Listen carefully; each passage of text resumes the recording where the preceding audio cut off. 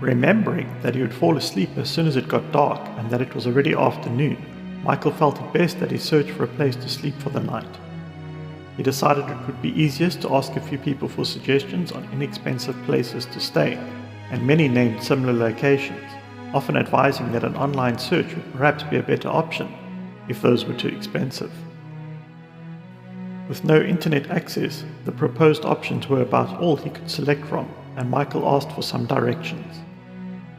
At least he had worked out that he doesn't need food, as draining people seems to sustain him, although he wasn't sure how often he would need to drain to sustain himself, but was sure that there'd be some trigger when he needed sustenance again. He booked into a room and calculated that he'd be able to stay a week if he used all the money he had. He booked the room for the week with an option to extend, which left him with enough for one train ticket. He had no money left to buy clothing, which would soon become another problem, as he had no change of clothes. Feeling somewhat lost with the situation he was in, Michael spent the rest of the afternoon in the room with the TV on in the background. He woke up the next morning to a bright sunny day with barely a cloud in the sky. Eager to soak up the sun's rays, he made his way out, certain that whatever he ended up doing to make money or get clothes should be done outside of his new hometown.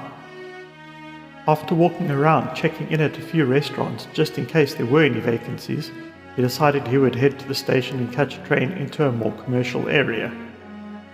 As he made his way to the station, Michael noted how quiet the town was, and took comfort in that feeling, that this was a good move to have made.